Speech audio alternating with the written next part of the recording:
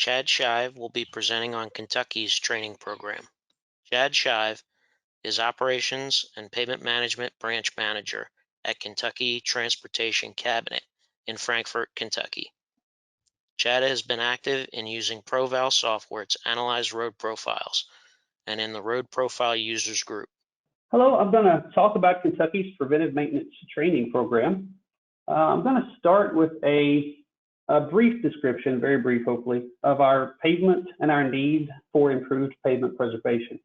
So just a quick overview of Kentucky's road system. It's defined by several classifications of highways, interstates and parkways.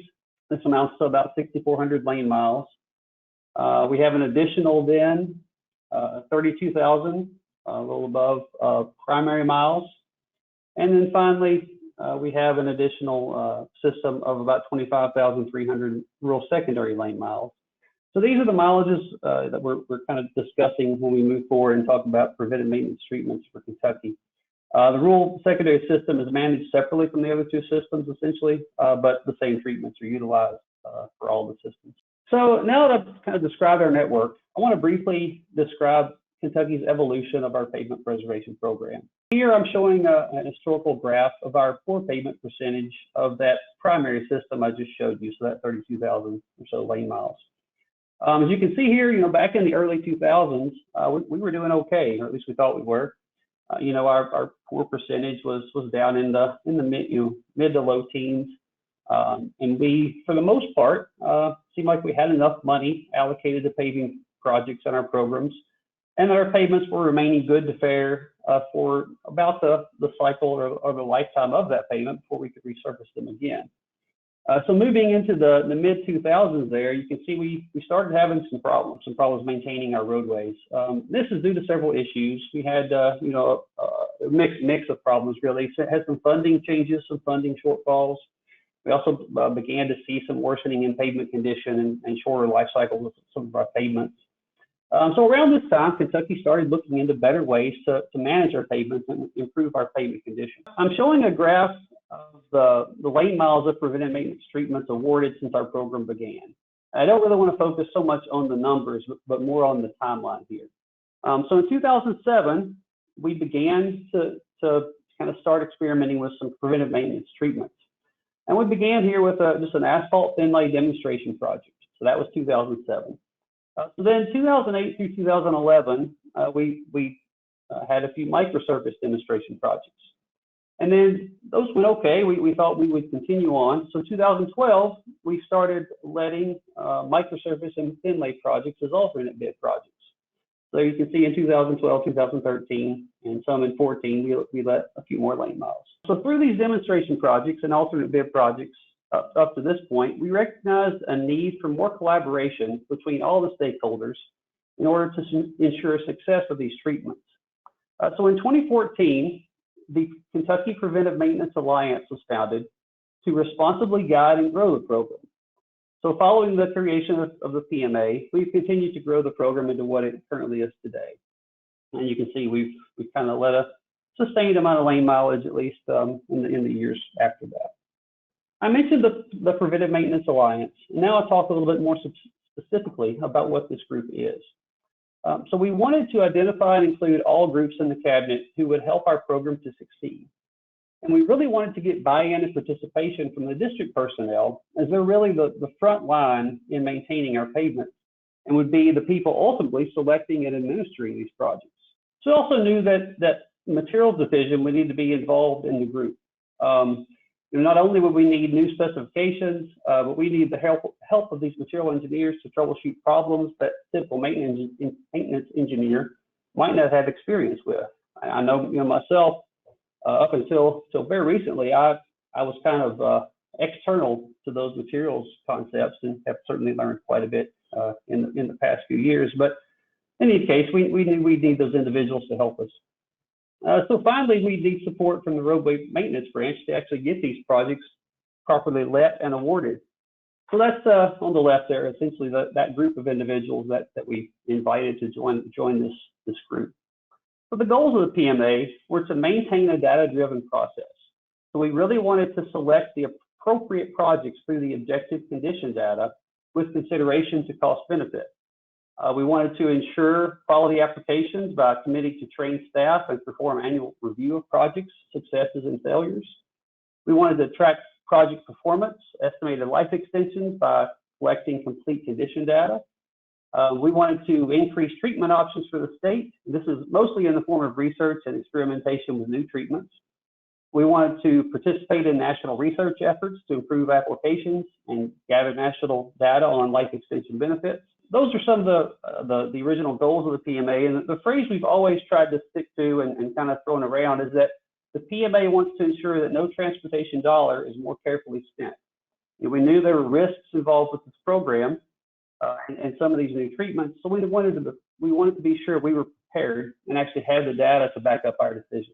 So next up, so once the PMA was properly formed, we actually began our formal training. So early on, we required the districts to actually send personnel to our training classes in order to have projects awarded to that district. And this wasn't really as rigid as it sounds, and mostly it was really to ensure that the district was properly trained and prepared for these new and different treatments, and that they were kind of on board and ready to kind of get started with the program. So since the PMA inception, we've held a spring training each year. These trainings are usually 2 to 3 days long and generally have a wide audience, including industry, local, out-of-state agencies, and, of course, Kentucky transportation personnel. A wide variety of topics have been covered at these training sessions, many times including equipment demonstrations from vendors. So here are some of the topics we've discussed over the past few years. Treatment education is always, one of the main topics we talk about. What treatment to use where, how it will perform, what to expect from the application, and what the performance of that treatment might be. This usually goes along with project selection. You have to actually be able to select the proper project to put down these particular treatments. And that's something we normally hit almost every year. That really is an important part of this process, is selecting that correct project or select pavement section to put the treatment down. So that's something we try to touch on every year. So the other thing we've really looked at is the industry participation. So we've really had really good industry participation throughout the years, and are really grateful to our industry partners because they really do play a critical role in the success of our program. Lost Cowboy, we've had several equipment vendors come into these spring trainings. They've brought their equipment. They set up demonstrations. They set up special trainings for the use of that equipment for particular treatments. We really appreciate that partnership, and it goes a long way to the success of our program. Furthermore, a few other important topics here is the project inspection and equipment calibration. Some of our more recent. I guess there's every time we think we've covered all the details, we find another important topic we need to kind of touch on and train on, and that's kind of starting to fall on the project inspection and equipment calibration side. Having a piece of equipment out there that isn't performing as it's supposed to is just as detrimental as not putting down the right treatment where it's supposed to be. So I have a few pictures here of some of the equipment brought on site for demonstration. Here we have a microsurface machine. It came in 2 parts and got put together here. It's kind of brand new. And here's one of the opening sessions from a training from that year. So you can't quite tell here. The room is our picture's kind of small, but we had a big crowd here. We had pretty much a full room. And like I said, this was industry personnel, out-of-state agencies, local agencies, and of course transportation people from across the state. So I'll mention that this was prior to 2020, so that of course our 2020 session didn't actually happen. That one got canceled. So 2020 was a particularly challenging year for us, as I'm sure it was for many other agencies. So we had to cancel that 2020 spring training, and then the 2021 spring training was a virtual meeting. So we really have for the last year and a half lacked some of the training that we were normally accustomed to. So we recognize that, and probably this year and next year we'll have to really increase our normal training and possibly get some regional training set up when we're allowed. So in addition to the spring training, we also hold a fall meeting. So the fall meeting is more of a business-oriented meeting, but some training still takes place here. Most importantly, we do a project review along with lessons learned from that construction season at this meeting. This generally drives the training that we provide for the next year, along with any construction issues or specification changes that might be required. The last big topic we want to touch on here is research projects. So that at this meeting, we normally talk about or pitch ideas for research projects or new treatments or anything we might want to try the next year and to push a new treatment into use. So we normally set up that research project at this meeting. So aside from our two main gatherings during the year, we also provide other services to the district. Most of this comes in the form of site visits from various central office personnel. We also have site visits from other districts, other construction crews. So if we have a project going on nearby, some people in the region like to go visit that site, either learn or teach, cross-train across districts or cross crews. But we also have a preventive maintenance liaison that drives around the state and essentially assists with any projects as need be. So we have one of the few people that do that. You'll see in the next slide. So she travels around the state to assist in all various aspects of project application. So this really is an integral part of the success of our program.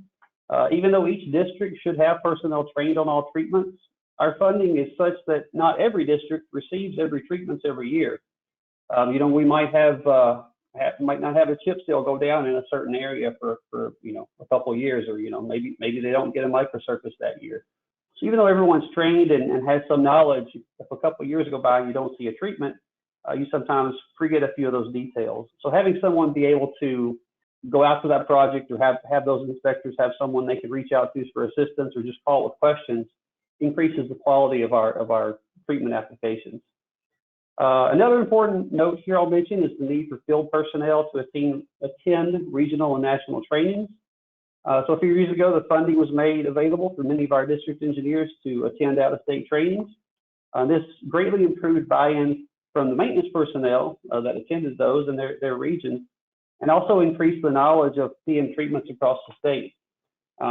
We as central office can attend meetings and then take that knowledge back and distill it out to the districts, but it's always a lot better and kind of I guess a good motivating factor to get those district engineers or this district personnel that really are pushing these treatments to get those out to some regional or national training so they can see firsthand what we're doing and what we're trying to accomplish. So I mentioned the field training and site visits. So here's Paris performing an equipment and calibration out on a project site. Like I said, I mentioned equipment certification and calibration.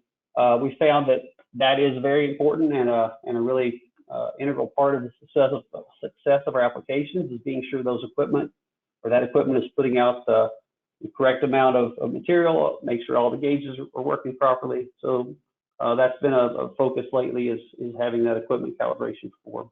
Recently, we've attempted to start an in-house chip seal program. So this is a picture of one of our districts that took the initiative to get this started. The equipment supplier agreed to provide on-site training. So we bought the piece of equipment. That equipment supplier came and did an on-site training for that district. That training was attended, of course, by several other districts as well as central office staff.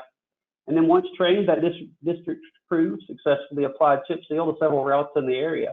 And we hope to continue that program this year. We're likely going to do similar training, a regional training, and actually move that piece of equipment around to hopefully a few different districts this year. So there's another picture of that chip application there that got underway. So here's one more slide also. I'll say it's also important, I think this was an out-of-state presentation, it's also important to share knowledge. We have successes and we have failures, and we learn every year just as much from successes as we do from our failures and vice versa. So it's good to share those successes and failures with other states, other agencies, so that everybody can learn and continue growing. So finally, I do want to close with some notes that I find important to success of our program. The idea of constantly learning is extremely important to remain successful. Through the interaction between central office and district personnel, we keep this knowledge loop going and can modify any aspect of our program or training needs from one season to the next. So having this communication and learning occurring between and within each of these activities gives us the ability to react quickly and change demands, whether we need more training in one area or we're seeing particular failures or in a particular product or application. and be able to correct those problems. This knowledge loop and communication with all parties involved is very important to the success of our program. With that, I think I've actually finished a couple minutes early, but thank you all for your time, and hopefully you have nice, pretty roads like this when you get done. Thank you. The preceding was produced by the National Center for Pavement Preservation. More information can be found on the web at pavementpreservation.org. Additional support provided by Michigan State University.